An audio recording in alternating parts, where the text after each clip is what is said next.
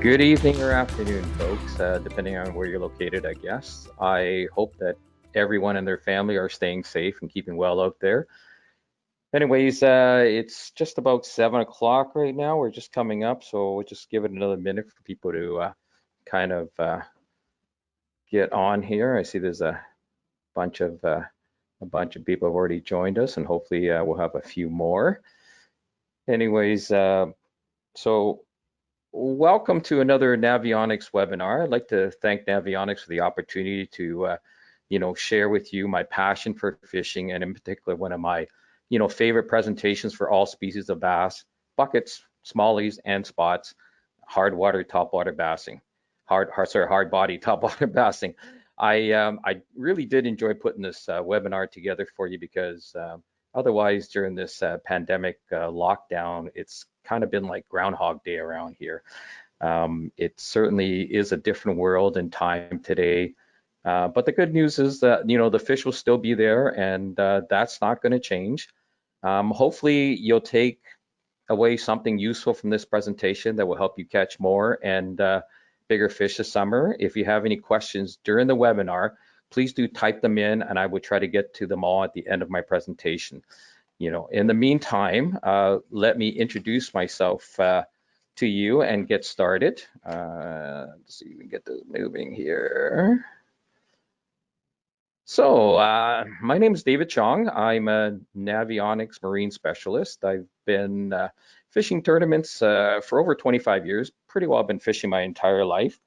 And, it probably started later than most people. I think the first time I recall actually getting out and fishing was when I was about 8 years old.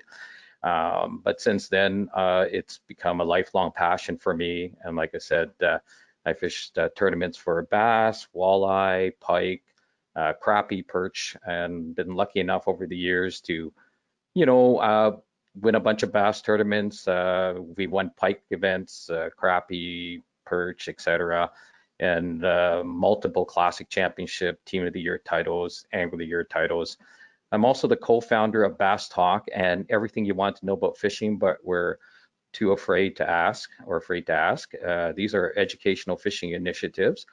Bass Talk was a traveling seminar series that we put up through Ontario and Canada for quite a number of years, and maybe one day we've had a lot of requests for it to come back. So, and everything you want to know about fishing but we're afraid to ask is something we just started last year, and these are educational initiatives that are going to be at consumer shows and online and such like that. I'm also the co-founder and organizer and the host of the Catch a Dream Kids Fishing Derbies. For 15 years, we've hosted this event and worked with the Big Brothers Big Sisters, Hospital for Sick Kids, Make-A-Wish Foundation, in order to get kids not only just out fishing but also out in a boat. So introduce them to fishing and a boat. Most of these kids are inner city kids, and a lot of time it's their first time fishing when we do get them out. Other than that, like I said, I'm an avid angling addict who just loves to share the passion and talk fishing with people. Of course, below there, my many sponsors who allow me to, take this career path. And last but not least, at the end there, my biggest supporter, my wife Dana. So let's get things rolling here. Why topwaters? Well, probably the most exciting way to get to be catching bass. The visual aspect of it when they come up and explode on your topwater lure, a lot of fun. And probably last but not least, obviously, it's a presentation that catches big fish. I've caught lots and lots of trophy fish over the years doing it, and have won a few tournaments strictly catching topwater fish. So that's probably just like the cherry on top. When you win a tournament's one thing, but if you can win a tournament and you caught them all in topwater, well, that's the deal.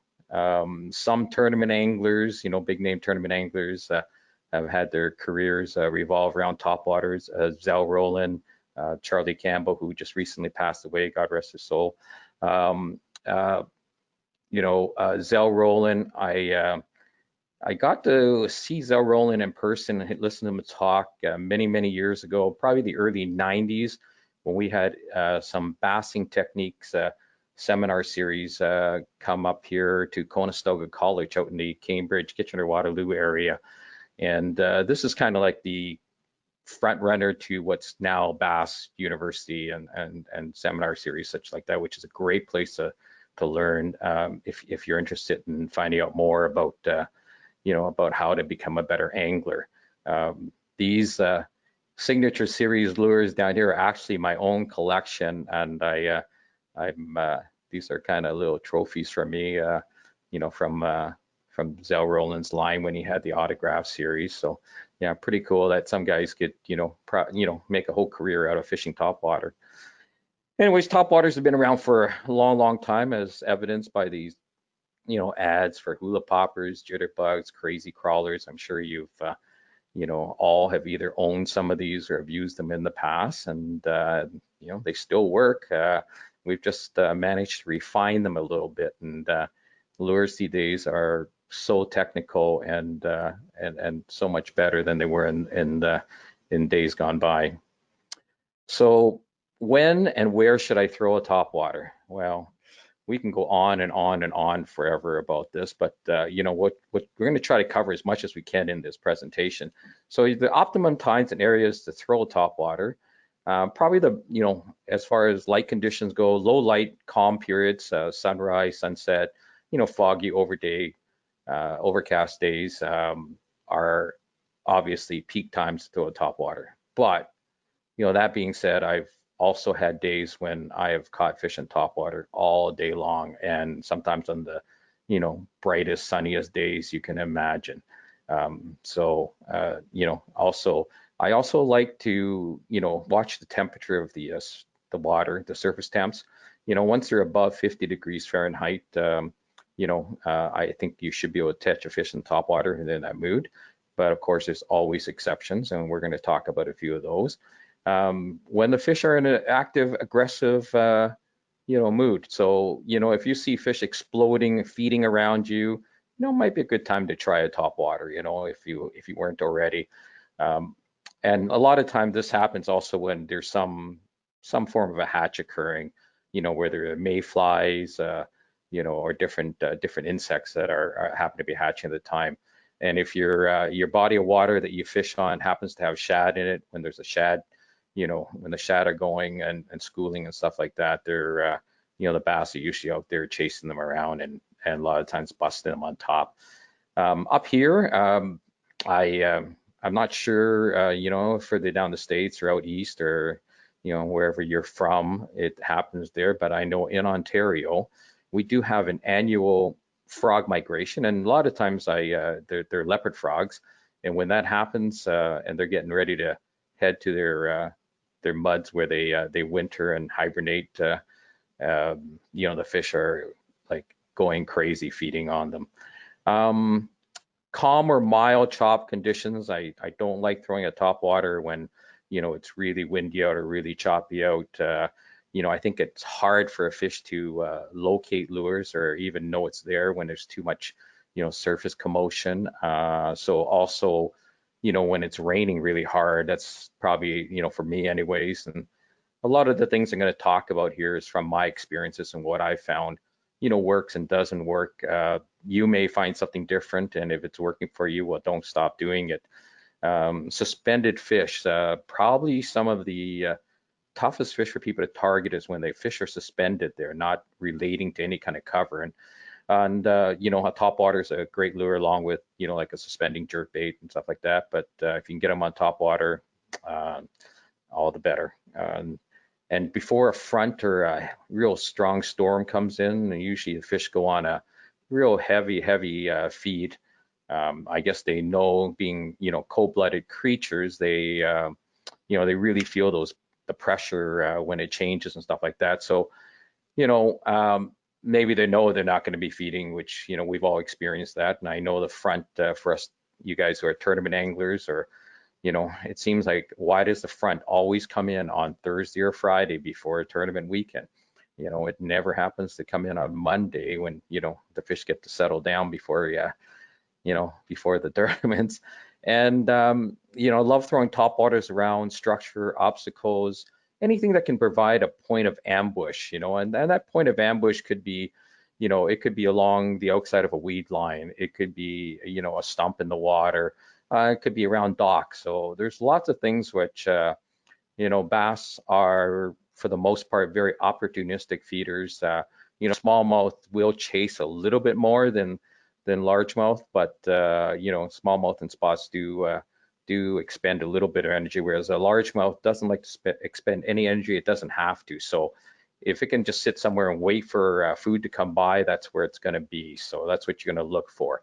And a lot of times those suspended fish, are going to be offshore, off of points, shoals, areas that you would normally look to find fish. And if they're not on those particular structures, a lot of times you may find them suspended off of it. So, and the last one is, kind of a funny one, and when you probably shouldn't be. And what I mean by that is rules are made to be broken, and there's always exceptions to the rules. And we're going to touch on a few of those as we go through this presentation here. So the attraction of bass at topwater lures is the things you can do with it, the action you can create with it. You can pop it, chug it, splash it, spit it, plop it, walk it, buzz it, even dead stick it. Here's kind of a diagram what's happening when a popper, you pull it forward and snap your rod, and it creates a commotion. If you have a topwater bait that happens to have a rear prop on it, this is the kind of commotion that's going on. Of course, there's the old walk the dog presentation, where the bait will sashay side to side, and that's a deadly presentation. And here's a popper as it's kind of going along the surface there. So when I look at the kind of factors that are involved in what attracts a bass to a topwater lure, number one by far to me is action. Okay, it's the amount of commotion it makes, whether it's a lot or a little, depending on the mood of the fish. Sound is number two, so that from the splash, or if the bait has rattles that can calm. I'm going to mention when I talk to you about walkers and stuff like that. One knockers make a lot of noise and will draw fish from quite a distance away. Color and profile, those are they're 3 and 4, but they're kind of should be 3A and 3B. The profile of the bait, when it's elongated, more like a minnow type bait, or shorter, maybe resembling a frog's body type of thing, or color, that's third down the list. Not one of the top two things I worry about anyways. And because of the way, at least a lot of times I work a bait, lifelike realistic appearance is not, not a big deal. It still is. It can make a difference a lot of times when you're fishing slower and the fish are not in a real aggressive mode. Then that could make a difference for you. Endless amount of topwater lures out there, both old, new, and I'm sure there'll be new ones coming out every year. So there's no shortages of them to choose from. You figure out which ones work for you. We're going to talk about primarily two main types of topwaters, and some mods you can do to them, and we're going to do a bonus one at the end. But there's so many different ones. Literally, we could. This webinar is supposed to be half an hour, and it won't be half an hour. I'll tell you that right now.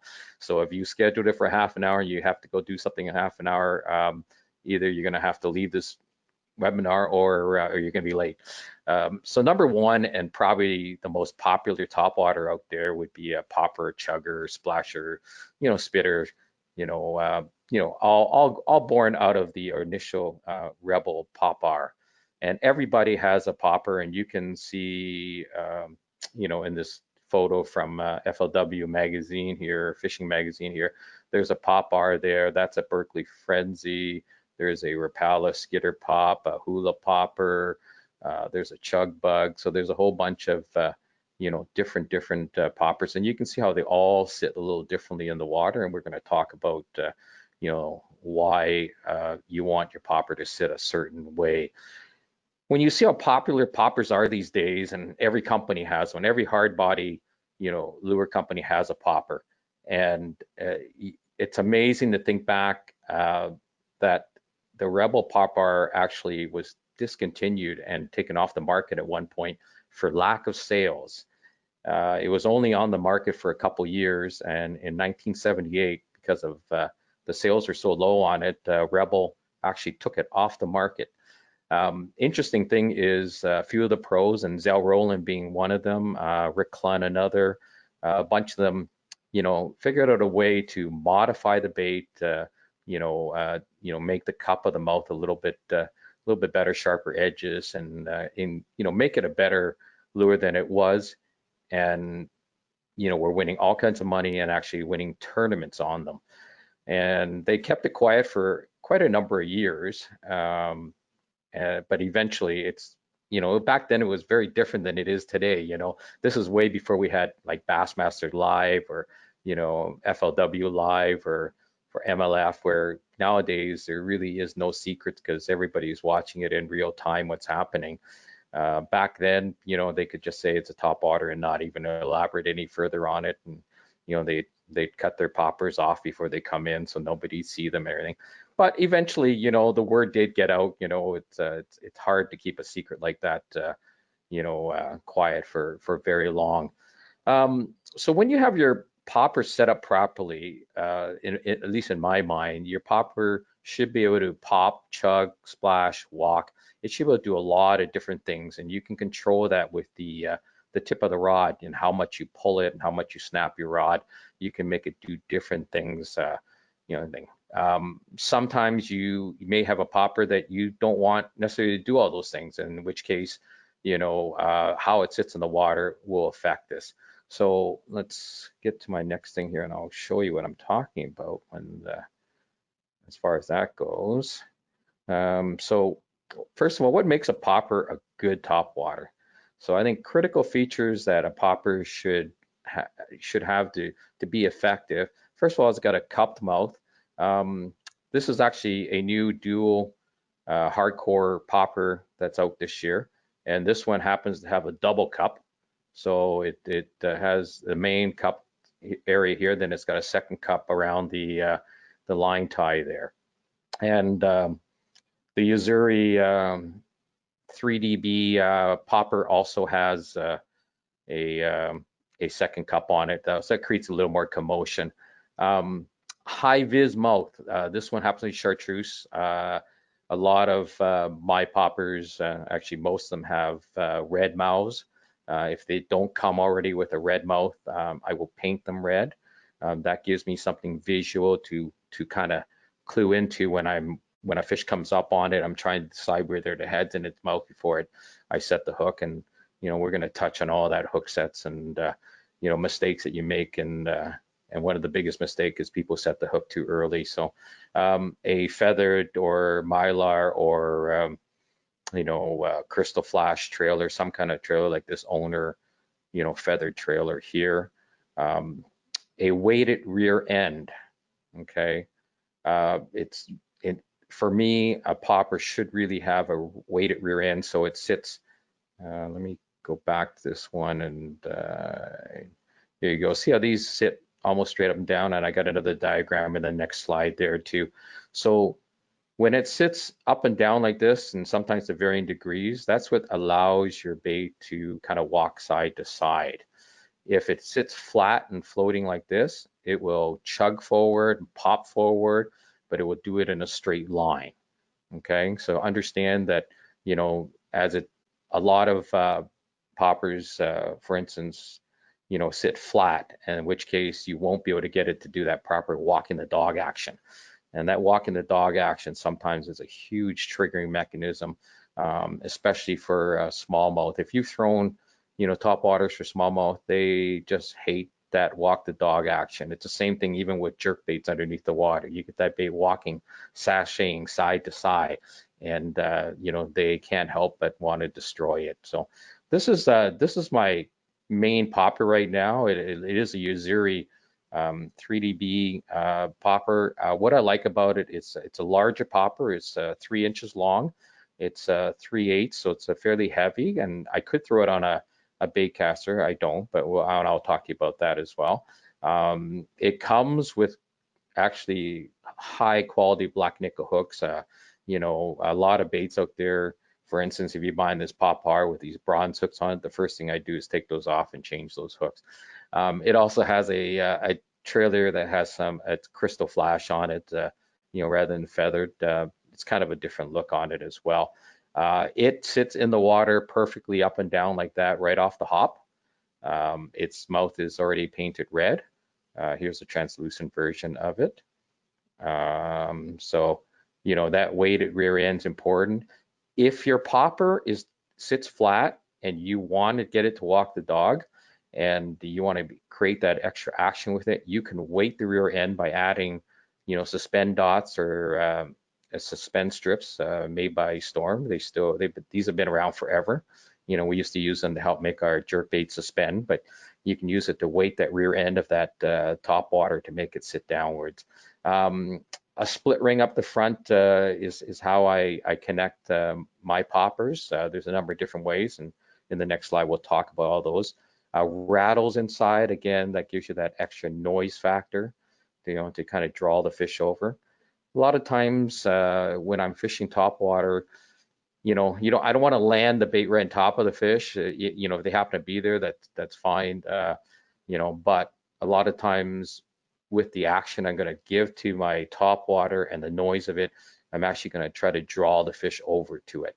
Also quality hooks. You know, like I said, you know, if you're buying that Pop-R with the bronze hooks and stuff, you want to switch them out, put on some, you know, name brand hooks like an Owner, Gamakatsu. There's a lot of, you know, good brands out there.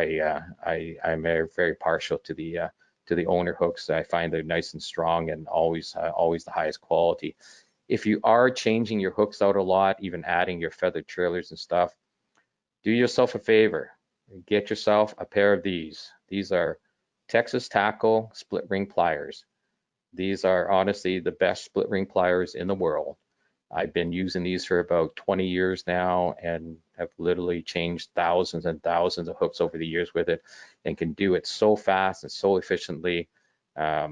You know, it's funny, sometimes we're preparing for the next day of tournaments and I'm watching guys, you know, changing hooks with their fingernails, and it's almost painful to watch sometimes. Whereas, you know, when you use these, it makes it so much easier. So get yourself a pair of Texas Tackle split ring pliers if you can change hooks. So here's your line connection options here. So there's a bunch of different things you can do. You can use a snap. This is a cool little snap called a fast attach where you don't have to open anything up. You just kind of twist on. Split rings, how I do, you know, attach most of my poppers. You can tie it direct if you happen to be using a popper like this one here, which is a Strike Pro. I honestly can't remember what they call it, some type of popper, but it's from Strike Pro. It's a little different. It sits very flat in the water. What I'm using this, it's got a really heavily cupped large mouth, so it makes a large bloop bloop as you pull on it, and it comes straight. I like to throw that when I'm targeting little openings in you know, in around weeds, where weeds kind of come to the surface and I want to throw topwater, and I'm going to try to do that. That's what you know, obviously not too much weeds. In that case, I'd probably throw you know, throw a hollow belly frog or something like that. Or you can tie without a split ring and stuff like that, use a loop knot, and some people like to do that. I find it a lot easier just to tie a regular knot onto a split ring there. So an open loop knot or a pala knot is also an option for people like it. So this is kind of, you know, from this is the angle or more vertical is how I like my poppers to sit in the water, and that's from this angle to almost straight vertical up and down is where I find allows me to do the greatest number of things with my popper. I can just get it to gurgle. I can get it almost to create commotion and thing, but not almost moving it forward at all. Of course, I can get it to walk the dog side to side and get that action going. When you have a popper that sits flat in the water like this, it's only going to come straight forward, very little side to side action on it, you know. But you know, sometimes you know, that's if that's what the fish are looking for, you know, that's one thing, you know. You can try to force feed fish, but a lot of times it's better to try to figure out what the fish are looking for and give them what they want. I think that's a key with almost any type of presentation, you know, or any type of lure you use. Just give the fish what they want, but determining what it is the key to it. And you know, my popper gear, I throw my poppers on a spinning rod. If you're using a heavier 3/8 or ½ ounce popper, you could probably do it on a bait caster as well. It's just that I've been pretty well doing it my entire life with it. And I used to use a lot of lighter poppers, ones that could be as light as a 1/4 pound and a fairly light line. So, you know, it's something I just, you know, kind of got used to. I also, you know, did make a change a couple years ago. I used to throw it on a kind of a 6/6 rod, medium action, sort of medium power, regular action with a more parabolic bend to it, and of course braided line. And I'm going to address line completely as we move further on here, why I use braid over you know, fluorocarbon or mono. But a couple years ago, I actually had a bit of an issue with the reel that was on my topwater rod, and it was giving me some problems. So I kind of put it away and thought I'd try something different. And I pulled out a longer rod and a heavier power rod. And I found that I liked it. I actually, you know, sometimes you have to try things. You know, I liked it for a number of reasons. The extra length gave me some more casting distance, so I can get the bait further away from the boat. And you know, a lot of times with topwater fishing, the key is to have it a good distance away from the boat. And the other thing is, you know, the fast action on the faster tip also, you know, help get that bait out there a little further. As far as the reel goes, any reel that has a super smooth drag, I use a Ballistic 3000 because it's got a larger spool size, and it's all about the drag. You want as smooth of a drag as you can possibly get, because when you hook that fish, you know, especially with the lighter line, I catch big fish on this as well as numbers. Poppers are thought quite often as more of a numbers bait than a big fish bait, but it will also catch big fish. So this is an older popper of mine. It's from a company called Bulldog. I don't believe they're around anymore. But this is one where we've done a lot of mods to it to make it, you know, what I think is almost the perfect popper. So we've added a feather trailer on here and a hand-tied feather trailer, and it tends to have, you know, there's a little bit of crystal flash in it, and it's got longer feathers, as you can see. I know it's white on white here, so it's not as visible, but right here. I also have upsized the front hook here to a red hook. I'll talk about that a little bit more as we find out the other mods to it. The mouth has been painted red here. It gives me something visual to target in on when I'm watching for that bite. And here is the suspend strip on the back here, which is going to cause this bait to sit tail down. I've also put a split ring on it in the front here, so I can get some more side-to-side action with it. The red hook here, a topic for discussion, not only for topwaters, but for other, you know, presentations as well. And I know, you know, some people who throw crankbaits and stuff, and they said they put a red hook on it, and you know, if they put one with a red hook, they'll catch way more fish. And you know, I'm not so sold on it, you know, for lures that go beneath the water. I guess it depends how deep it goes. You know, if you're fairly shallow, it's gonna probably make more of a difference, seeing as, you know, red is the first color in the spectrum to kind of disappear as you lose light and you go deeper. So, but on a topwater lure, it's one case where I think it could make a difference.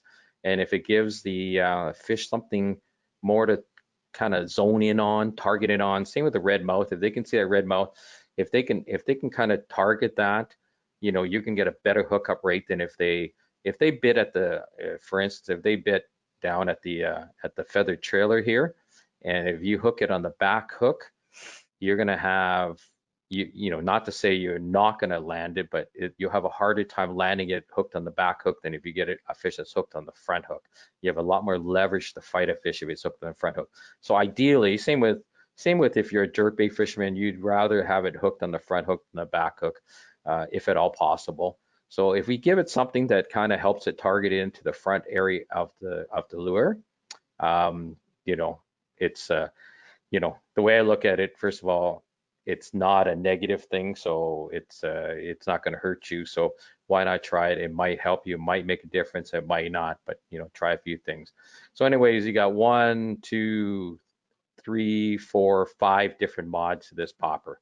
So almost any popper out there could be made to be a good popper.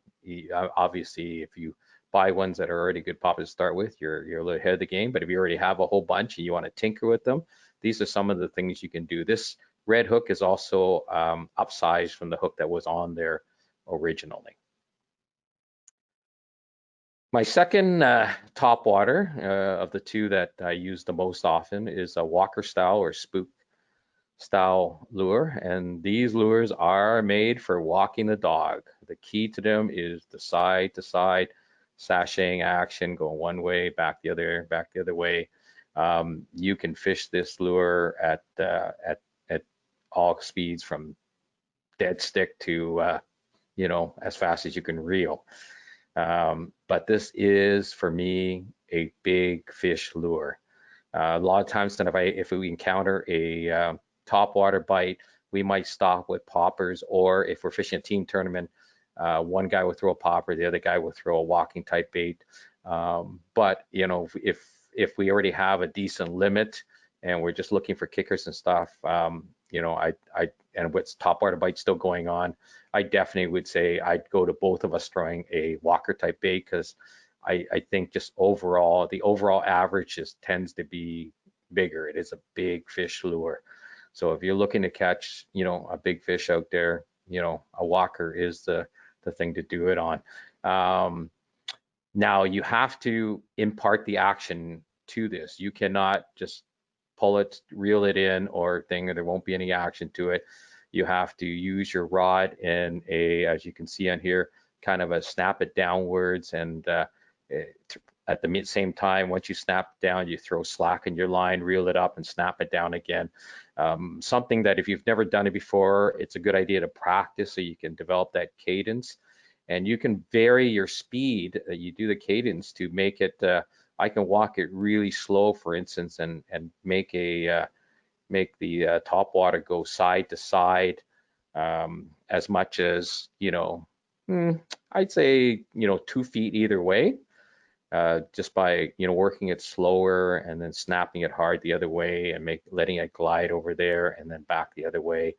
Or I can retrieve it, you know, keep maintaining the cadence and retrieve it really fast and keep it tight. And that it might only go side to side at about 4 to 5 inches.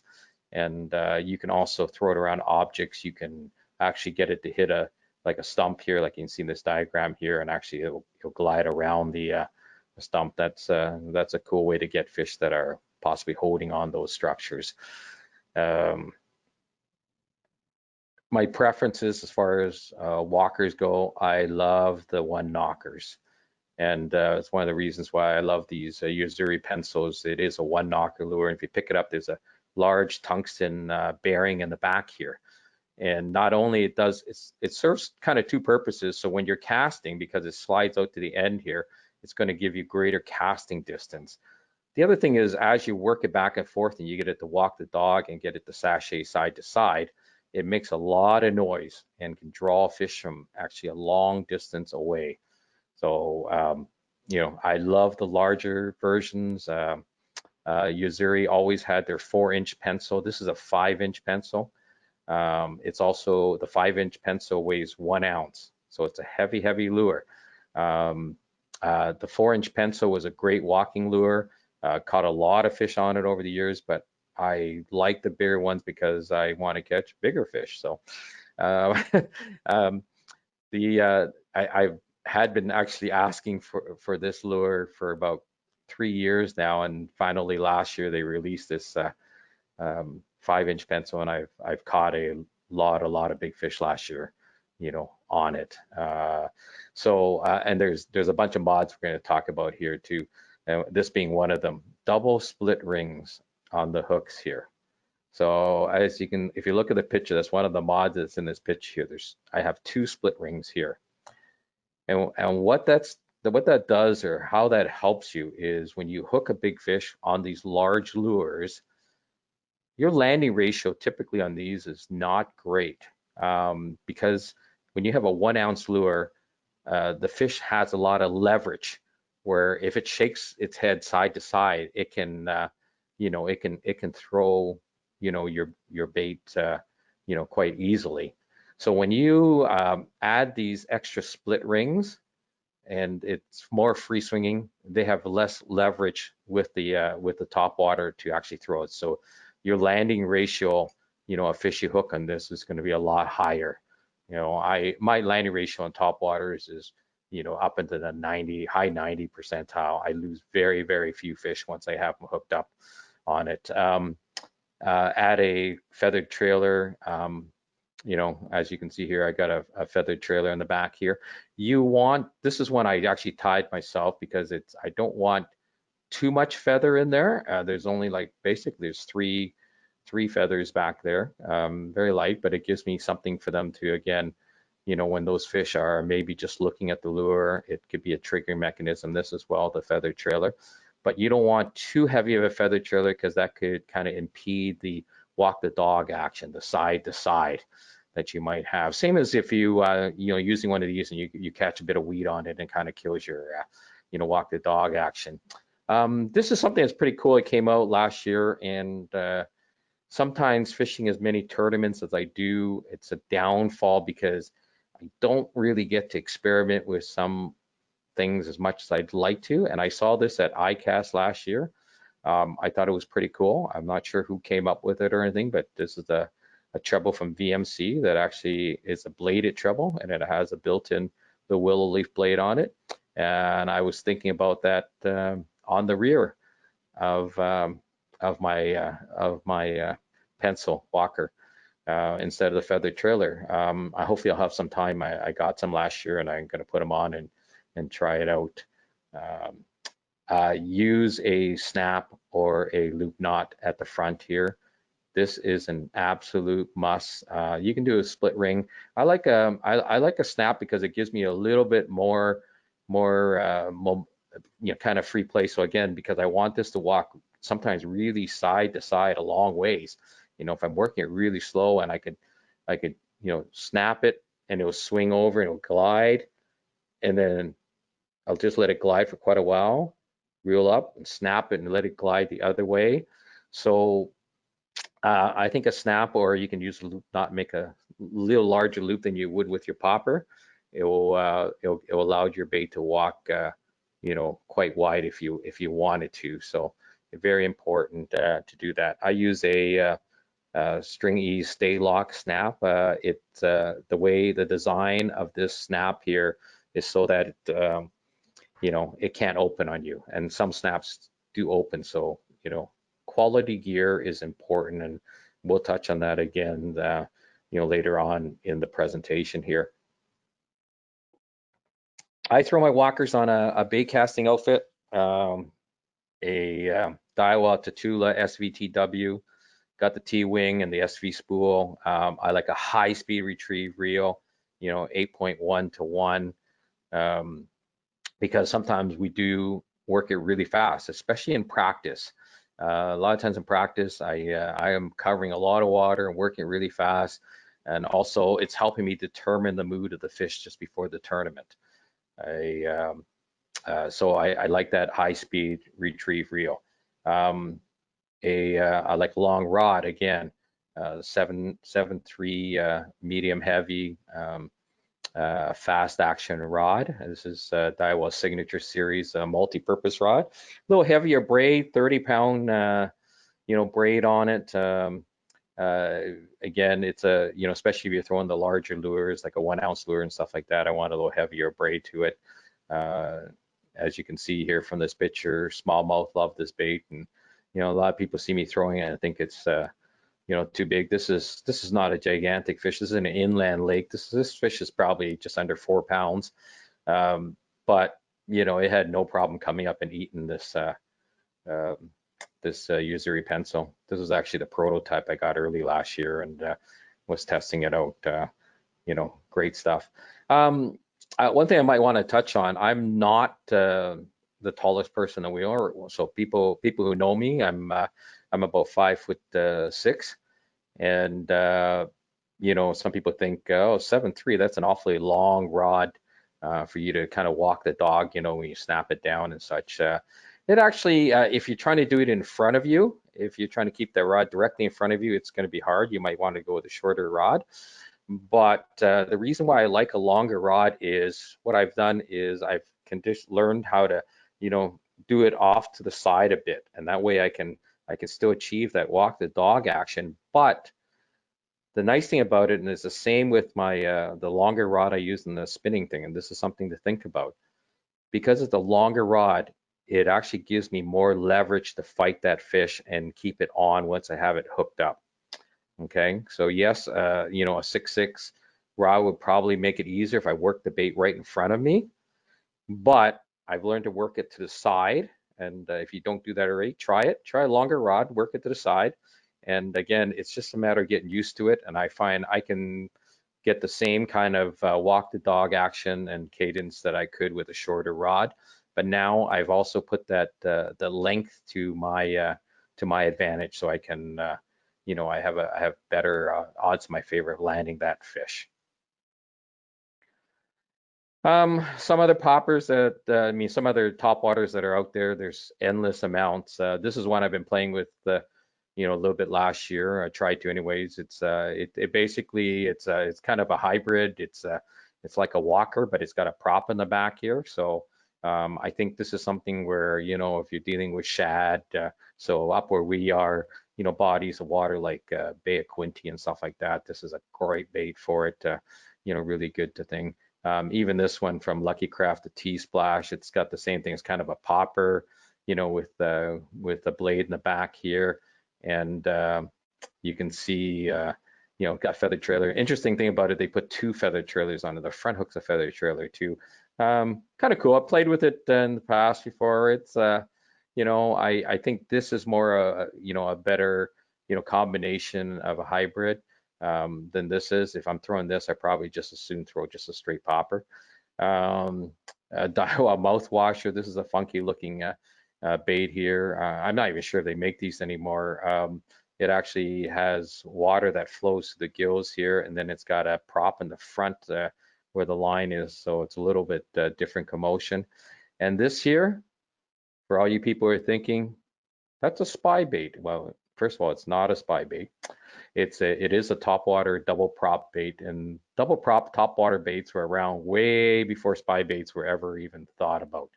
And there was the Gilmore Jumper, Dying Flutter, Devil's Horse, a whole bunch of different ones. This happens to be one from Lucky Craft called a Splash Tail. Different kind of action, straight inline action. You pull it, you can jerk it, and it basically kind of buzz it, pause it, and so forth. A Jacko Binksy, one of my good friend Big Jim's favorites here, kind of a hybrid between a popper, and there's again a prop on the back here, but it also they put a little blade here. And the last kind of hybrid in this one here is right down here. It's a Lucky Craft Gunfish, which is kind of a hybrid between a popper and a walker. So it's got a little cup mouth here, but an elongated body like a walker, and walks side to side quite well. And you can pop it, do a lot of different things with it. Very popular with a lot of pros, down on the big circuits down in the States there. Other cool topwaters, you know, we showed the jitterbug right at the beginning of the older ones. Here's kind of one of the modern day jitterbugs, or here's a hybrid between a kind of a popper and maybe a crazy crawler in the past here. Livingston's walking boss here has got the jitterbug mouth here, and yet it's got a long body like a walker, but it's jointed as well. Kind of different. This is a new topwater from Uzuri. It's the pencil popper. It's got a little cup mouth here, but it walks the dog really well, like like the pencil. Got the one knocker back here. It's actually very similar to one of their saltwater topwaters they have for many years, but this is just new this year for freshwater, and they've added an extra hook on it, so there's 3 hooks instead of the 2 that's on the saltwater version. Jackal Pompadour and Pompadour Jr. Again, crazy crawler. Got a little prop on the back here, and this is probably one of the more different topwaters you see out there. I don't know if anybody's really seen too much of this. It's an OSP bent minnow. Very, very much a finesse kind of topwater, as it's very subtle, the action on it, and it's to mimic a dying minnow on the surface. Like I said, there's endless amounts of topwaters, and if we covered every one of them, it would just go on forever. And I think one of the things to fishing success is honestly use the KISS principle. Keep it simple, stupid, silly, or however you want to put that. Try to be really good at the presentations that you use, and by doing that, figure out which ones work for you and narrow it down to that. So like I said, with the topwaters, for the most part, I use a popper and a walker, but I've been playing with that little prop bait from Uzuri, and also I've learned not to overlook the plopper phenomenon. And I don't know how many of you guys have been playing with this out there. Relatively new in the grand scheme of things for fishing.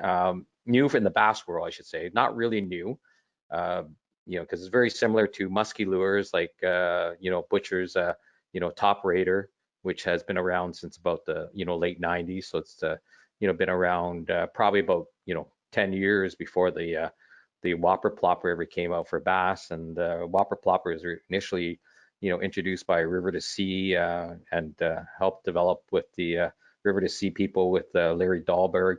There's 5 sizes, I should say.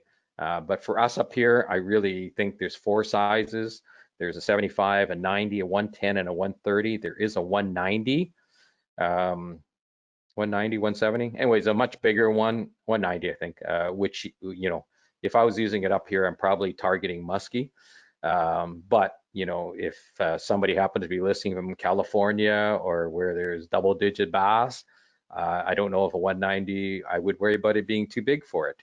Anyways, it's a bait that has a tail in the back here that rotates as you reel it in, and it almost makes a commotion like a buzz bait on top, but with a hard body. Just recently, Berkeley introduced their version called, Chopo. That's a new kid on the block there. And theirs are available in 3 sizes, 90, 105, and 120. As you can see, they've got more of a belly to it, whereas the Whopper Plopper on the bigger ones are pretty well cigar shaped, but their smaller ones like the 90 and the 75 do have more of a belly on it. Now, this is another big fish lure. So, it does catch big fish. There's a lot of guys out there. I know James Worldwide Watson is a big fan of the Whopper Plopper.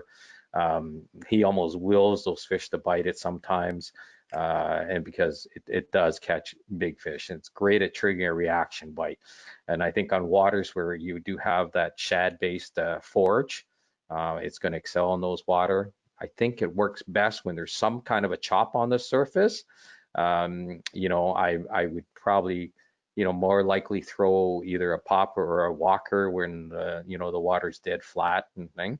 If the retrieve is pretty well steady, just throw it out there and retrieve it in. You can change the speed, But you know, if you're going by anything you see as an ambush point, do pause, and you can do that stop and go as well. You can play with it. If you want a lot of commotion with it and action with it, you know, keep your rod lower to the water. You know, for that, and also for hook sets, which again I will talk about rod positioning as we get to these different types of lures for it. The higher you hold your rod when retrieving a whopper plopper, the less commotion the tail and the back here would make. So if you want it to be a little more subtle, you know, if you don't want it to be as noisy, then you might want to hold your rod up, but otherwise you want to keep it down. I think it's a good idea to upsize the hooks. And again, because if you get throwing that 110 or 130, and you know, especially if you're throwing the 190, I think it's a great idea to double split ring the hooks on that in the larger sizes, again, for holding power, because there's a lot of weight there for the fish to use leverage to throw it. Also, listening for the plopping noise. Now, each size makes a different sound at different speeds. So there's a distinct plop plop plop noise, believe it or not, that and the guys who throw it will know what I'm talking about. And when you find that, you know, kind of optimum speed, that's what makes the noise that I think draws the big fish, you know, to it. Um, I don't like putting weight at the nose of the bait, but if you're fishing around areas where there might be some floating weeds or weeds coming up to surface where it could get caught in this little, you know, seam between the rotating thing, you know, it's not a bad idea to put a split ring actually at the front here and also a swivel, because what happens if you get weeds in there, that stops this from spinning, and when it stops it from spinning, it spins the entire lure. So when you're retrieving it, it's gonna create havoc with your line on your reel and put some nasty twist into it. So, you know, put a quality split ring and a swivel in the front. It's, you know, I don't like that little extra weight, but it's better than my line getting all twisted up. So, you know, like a owner hyperwire split ring here, or these stringies, dual rotating ball bearing swivels here. Now, as far as gear goes, walker gear, similar to my walker gear, you know, so kind of up to the 110 size lure. You know, the Tatula SVTW 8-to-1, which it's about 32, almost 33 inches of line per handle turn. Again, I can fish it really fast. You know, the thing about lures that where you could be fishing a wide variety of speeds with it, like from dead slow to really fast. Well, do you know what? You can, if you're using a low gear ratio reel, it's really hard to reel really fast. You know, it wears you out. So the high speed reel is going to make it easier on your body. It also, you know, I find it's easier to slow down than to try to get the speed up to getting it to do what you want it to do. The Randy Howell Signature Series 7.4, it's a medium heavy. It's got a regular bend. So again, little better for fighting the fish. It's called a big topwater rod. 30-pound braid. If you're throwing the 130s and 190s, you can go almost up to a flipping stick. Or I've been really enjoying this rod, Cody Meyer. I use this for spinner baits and stuff like that. But it's a 7.6 medium heavy, but it's got a regular bend rather than a fast bend that a frog rod would have. And I'd up it to 50-pound braid for those larger sizes. Now, let's talk about some of so those are, you know, those are the types of lures that are available there. So I know we had a lot of questions, you know, leading up to this presentation about color and stuff like that. So hopefully we'll answer as many of those as possible, you know, through this. I'll go through some questions later on as well. But does lure color or realistic finish make a difference in hard body topwaters? Well, as far as I'm concerned, it really depends on the speed you're working your lure. If you are, you know, fishing at those breakneck speeds, which I do a lot of the times, where I'm just counting on triggering a reaction bite and creating a lot of commotion, stuff like that, I don't believe color really makes a huge difference because they're reacting to the commotion that's happening, the action that's happening, not so much the color. In those cases, it's not even a bad idea to to use a color that's highly visible to you. So it's easier for you to decide whether the fish has the lure in its mouth or not. Um, Otherwise, standard wise, I think you cannot go wrong with a white or bone color topwater, or a kind of a more of a two-tone where it's gradual. It's got a darker back and a white belly. A little bit of red around the throat is never a bad idea. Of course, like I said, you can always put a red hook here as well to get that little targeting thing toward the front of it. But the slower you work a lure, I think the greater difference lure color or a realistic finish could make. So if you're almost dead sticking your lure, I think having a realistic finish, having it like a bait fish finish, like kind of this bluegill or this frog finish can make a difference. But most of the time I fish it real fast. But there are always exceptions, and we'll touch a bit of that when we get into the tips portion of it. The other thing is something to realize is confidence can be a big equalizing factor. And I talked about James Worldwide Watson and the Whopper Plopper. So you can almost, if you have enough confidence in a lure, you can almost will fish into biting it. But the only way you can develop confidence in a lure and a presentation is you got to get on the water and you have to, use it. You have to develop that confidence. It doesn't just come off. Just because I tell you it's a great big fish lure, it doesn't mean you're going to go out there and you're going to just wail on them. You might. I hope you do. That'd be awesome. But when you develop confidence in it, you work the bait better. You're willing to give it a little bit more time, and sometimes it's that time to get you that one more big bite. If you're just out there and looking, just to catch a whole bunch of fish, period. And but for what I do in tournaments, and even when I'm not in tournaments, I'm always looking to catch larger fish. I'm not always that worried about catching a lot of fish, but I really do like to catch big fish. Line choice for topwatering. This was also a big topic here. So for me, it's braided line because I like the fact that it floats. And or in this case of the SX1 that the Sunline has, which has a neutral buoyancy, which means it doesn't float and it doesn't sink. So if your lure is staying on top, it's going to stay on top with it. If you happen to be using it on a diving bait or a jerk bait or stuff like that, and you go down, well, it goes down and it doesn't float back up. So that's kind of a cool feature of this SX1 that I really like. Some people talk about using fluorocarbon line, and I've had people use it in the boat with me, and got them to take it off. They had a fluorocarbon leader on a topwater, and I actually thought their topwater was broken when I was watching them work it because it just didn't have a lot of action to it. And when I found out they had I could see they were using braided line, but as they reeled it in, I could see they have a fluorocarbon leader, and go, well, why do you have a fluorocarbon leader on it?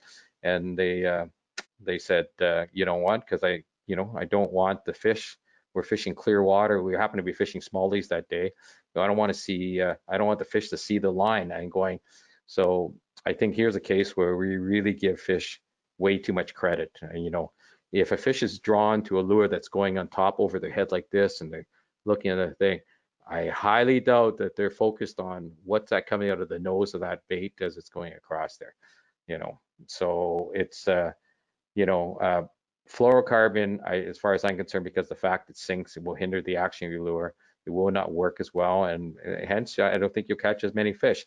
That young angler who was doing that, I got him to take the fluorocarbon off, and he threw it, and literally with his next cast with straight braid, same lure, which now worked totally different. It was like he had a different lure on there, period, and he got a 4-pounder on the next cast. So obviously he was sold right after that.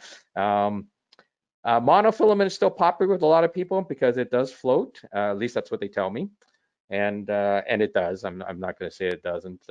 But the thing about monofilament is, what you understand the property of the line is, monofilament actually absorbs water.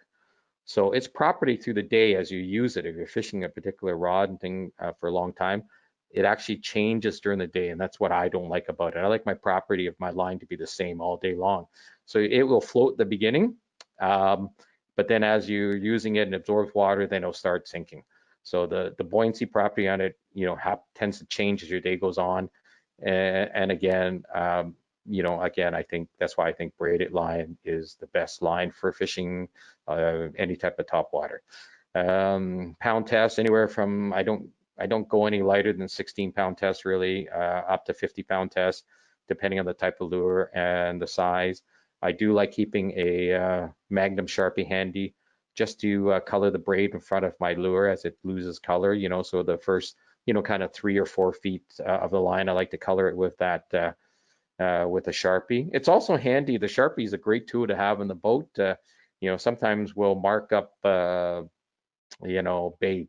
put a couple of stripes on it, something to break it up to give it a little more contrast, or, maybe they're on a dark lure and you only got one, and, you're trying to match it. You can use it to kind of, color it up and change the look of it. Sorry, must have hit that there. This was one of the questions that kind of came in before the thing. Oh, by the way, as far as I'm concerned, Palomar knot, real simple knot. If you're using braided line, you have to be careful which knot you use to tie to wherever your split ring or, your swivel or whatever, because it can slip certain knots. So, Palomar knot's the one I use, and I've never had a knot ever slip on me with braided line. So when fishing bass in lakes with a significant pike and muskie population, which we have a lot of bodies of water like that up here, have you found any leader material that will help you reduce bite offs but won't impact the bass bite? No.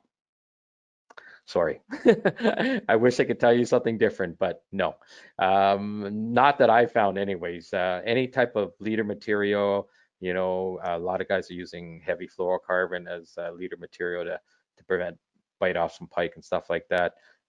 There is tieable, type of wire line. I use for other lures like jerk baits and stuff, I use a titanium leader, but it's just the fact that it will pull that nose down and affect the way it will hinder the action of your lure. So if you're willing to live with that and save more lures, then by all means, but I think you're going to hinder the action of your lure. Some other questions that we kind of had come in. So what's the deepest depth you've ever fished a topwater bait over? Well, the deepest depth I've ever fished over and caught a fish is 55 feet of water, and those were suspended smallmouth. I have fished over deeper water, but I never actually caught a fish over it. So is it important to match the forage when it comes to selecting topwater lures? Again, lure color and realistic finish are more important when you're fishing your topwaters at slower speed. So it's, for me, it's not as important because it's not that often I'm fishing that slow, although I do, and we'll talk about that, in a little bit. And this one here, I'm not quite sure I understood what they said. Does lure color play a role in how you should fish them? So how I fish them would determine the lure color more than the other way around. So, once I can determine the mood of the fish and then the speed that I'll be fishing them, then I will decide what color I will use it, not vice versa. Can electronics play a role in catching fish in topwaters? Wow, absolutely. Today's modern electronics like Garmin's Panoptic Live Scope can be a real game changer because you can see the suspended fish in front of you. It's real-time scanning, so by watching those fish on your Panoptic's Live Scope, you can determine the mood of the fish. And a good friend of mine was actually fishing down the States with a friend of his one time, and they were throwing topwaters, and they weren't getting bit. And they're working like they normally do. I think they're walking, walker baits, spook type baits, and they do it like they normally do, like I do, work them real fast. And all of a sudden, he finally glanced at his live scope as he was working it in one time, and he actually watched the bass come streaking up underneath his lure on the live scope and get to the thing and just stop and then fade down as he worked it in. And he actually watched that happen several times. And by realizing that they were attracted to it somewhat, but it wasn't enough to get them to strike. So, they slowed down the retrieve, occasionally pausing it. So the retrieve would get their attention. And then when they stopped it, the fish would actually eat it. So not having seen that, they were about to give up on the topwater. But once they've seen that, they actually were able to get their, the fish to, to bite. Understanding the mood of the fish can be key, and live scope will help you do that. Going to give you some just bonus topwater tips before I try to answer any questions that might have come in while we're doing this. Big part of topwater success is focus and concentration. Your powers of observation are key. Okay, not not all topwater bites are explosive. I wish they were, because it's so exciting. And but sometimes the biggest fish just come up, and they literally just come up and they just slurp that topwater bait down. You have to sometimes anticipate the bite so you don't kind of get caught off guard and set too early and pull the, because this happens to a lot of people. And I'm sure if you have missed a lot of fish or thing, this has happened to you, where you're not paying attention. All of a sudden a fish comes up on your lure and it explodes on it, and you just react to the explosion, and you literally pull the lure right out of the fish's mouth. And by paying attention, like I said, I like that colored mouth on it, so I can on my popper, so I can kind of, if it disappears, chances are it's in that fish's mouth, that thing. Wait for the weight. That's always a good kind of thing, when you feel a little more resistance before you set the hook rather than thing. But even this focus thing, anticipating the bite. I fished the tournament on Georgian Bay a few years ago, and I found these smallies in about very shallow, 4 or 5 feet of water. But they were just in a funny mood. And the only way I could get them to bite was on a topwater, and a big topwater. I think I was throwing back then I was throwing a Lucky Craft Sammy 128. So that's a big bait, 1 ounce lure. There was another boat fishing the same area as us. They could also see the fish, and they were throwing wacky rig Senkos at them, and they weren't getting bit at all. But literally, you had to pay attention, because what would happen is I'll be working that bait, throw it out there, let it sit. First of all, hopefully that splash got the fish's attention. And that's another thing about those big walkers, those 1 ounce baits. When you first throw it out there and it hits the water, that 1 ounce lure makes a lot of commotion when it literally just as it hits the water. And if there's fish anywhere around that, chances are they know something just landed in the water. And if they're curious, and bass are curious creatures, they'll come over and check it out. So, I'd be start walking it, and literally I could watch the water lift behind my lure before the fish actually ate it. It'd come up behind it, and the water would I'd see the water lift behind it, and then I knew the fish was going to eat it, and I was ready for that bite. And we landed, and we managed to weigh in I think almost 22 pounds, and won that tournament. But waiting for the weight, that's always a good one too. You got to be careful. It's a fine line between finding that exact moment to get the best hook set. Did a tournament on Stony Lake a few years ago in the fall, the firefighters combo there, and we found some smallies, and eating topwater. And my friend, again, I don't think he was paying as much attention, had one explode on his topwater, and as soon as the explosion happened, he set the hook, and the lure just came flying back. He pulled it out of his mouth. I said, you got to wait for the weight, wait till you make sure the fish has the lure in his mouth before setting the hook. So he throws it back out there, and sure enough, a fish explodes on it right away, almost. I don't know how that could have happened, but anyways, and he's standing there, and I'm going, you might want to set the hook soon, and he then set the hook, and at that point the fish actually had spit the bait and he come back. So one time he was too fast, the other time he was too slow at it. So you have to develop that, and you develop that by getting out in the water and using the baits, and finding it how that works for you. Speed kills. Finding the right speed or cadence is critical to triggering those reaction bite. Again, I've talked about this several times throughout the thing. Dead stick to breakneck speeds. All speeds can be deadly depending on the conditions and the mood of the fish. This dead stick thing, I mean, remember about, rules being, rules are there to be broken, there's always exceptions to rule. We discovered this presentation by pure happenstance and accident. I was fishing on Lake Simcoe with Rob Lee, my tournament partner from back in the day, and he at that time had a super spook, and again a big walker bait for smallies, and he threw it at, he made a cast, and when he made the cast, he actually bird's nest his reel, and the lure hit the water, made a big splash, and he's sitting there, and he's picking his bird's nest out of his reel. He's getting it, and just as he gets it all the way out, wasn't too bad, and he clicks his thing, and that bait's just been sitting out there doing nothing, just sitting there like this, and a little bit of wave, and it's going like this, and as he finishes his thing, all of a sudden you hear, and it's like a toilet bowl flush, and 6-pound smallmouth came up and ate it while it was just sitting there. And believe it or not, I've been able to duplicate that, a number of times since then. In fact, we actually won a tournament doing exactly that, and every fish we weighed in was caught in that manner. Just having the bait just dead stick there and a little bit of movement from the surface and the thing. Quality polarized eyewear, like the Vigors eyewear, are critical, again, because of the need to pay attention to detail and concentrating. So a good pair of polarized eyewear will help with eye fatigue. It helps you, see your bait, cuts down that glare off the water, so you can pay attention to your lure and what's happening out there. I mentioned kind of this rod position. So literally with all the top waters I use, I work them with the rod pointed down, the rod tip pointed down.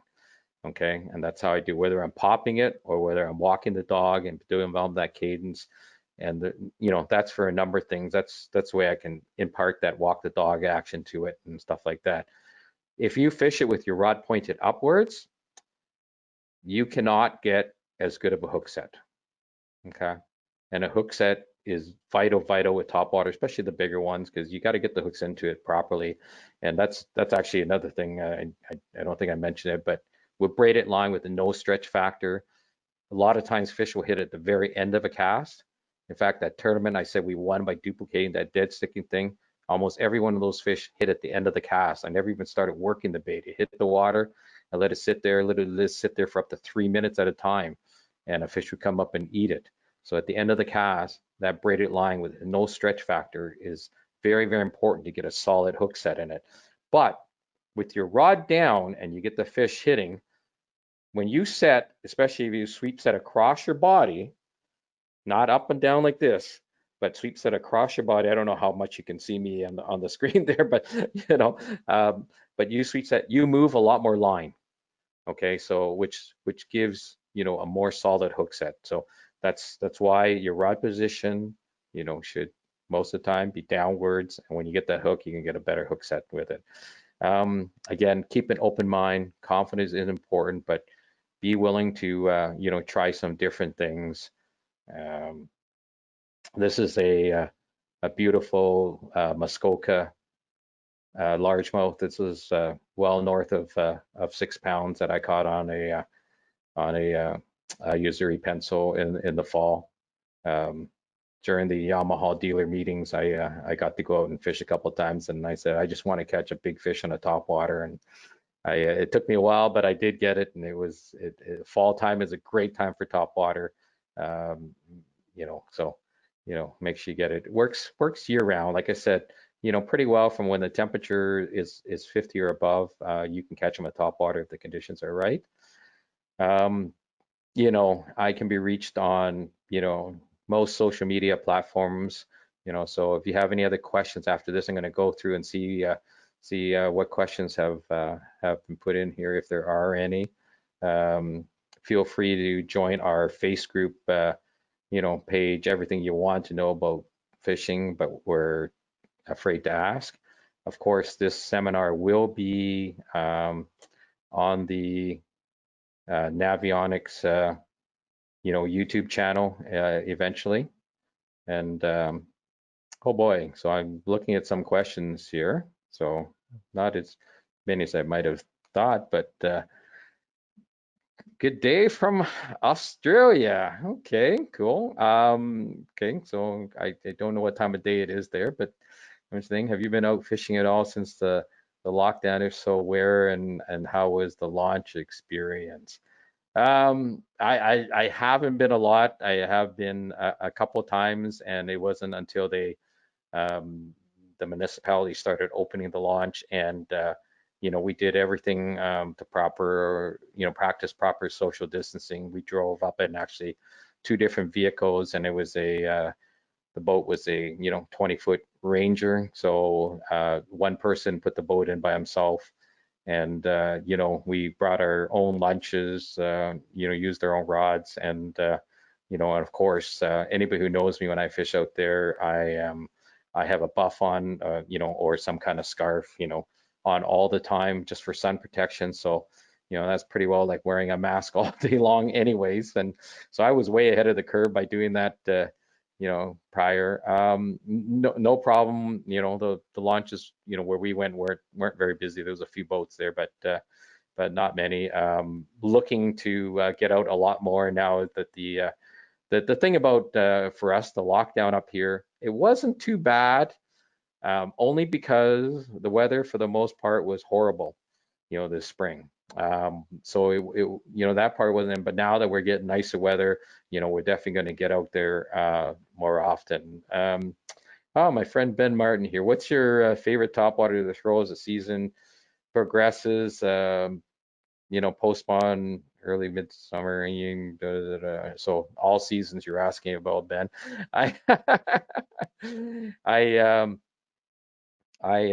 You know what? I like to throw probably the popper and the walker equally. Some days when they want something a little more subtle, the popper would be better, and I will alternate back and forth and see what the fish want and kind of figure out their mood.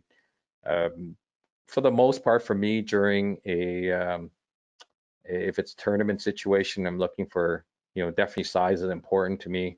The walker is my bait. It's a big fish lure. While I paddle out to my fishing spot in my kayak, I like to throw it behind me. Yeah, I've seen I've actually seen people have that happen. Just kind of throwing the top water behind them and catching fish on it. Okay,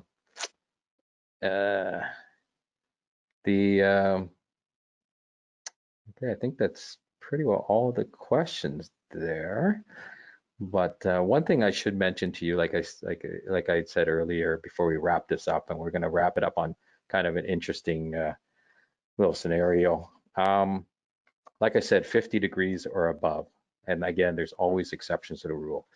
And the one exception that really sticks out in my mind is in 2017, my partner Doug Brownridge and I went down to the Norfolk Lake in Mountain Home, Arkansas, to fish the BASS Team Championship. And Ryan Butler, I think, ended up winning it and going to the Bassmasters Classic.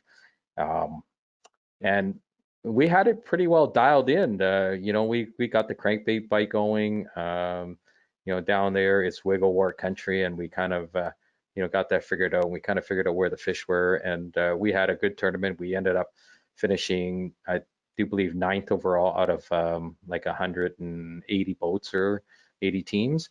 But the one thing we missed out on, and this is where I'm telling you, sometimes you just got to think outside the box. The surface temps during that event, one of the coldest tournaments I had ever fished, to be honest, for bass. And obviously I fish ice fishing tournaments, so they're a little different. But for a bass, it was literally the coldest tournament I ever fished. And the surface temps were, right around 40 degrees Fahrenheit, low 40s. If we had sun one day, it might have gotten up to like 45. So, when we started practicing, we got a few fish on Topwater because I heard it was a good lake for Topwater. But then as our practice went on, it basically our Topwater bite totally disappeared. And you know, Ryan Butler and all the other teams that finished ahead of us, at some point or another, they were throwing a whopper plopper. And when we watched, Ryan fish the last 2 days in order to win his spot at the Classic, he threw nothing but a whopper plopper. So, I wouldn't have occurred to me to that the fish would come up on a bait fish that fast in low 40-degree Fahrenheit temperatures. So, like I said, there's always exceptions to the rule. Always worth trying, different things. And I wish everybody will stay safe out there and keep well. Have a great summer. Catch lots of fish, and we will hopefully see you on the water at some point here.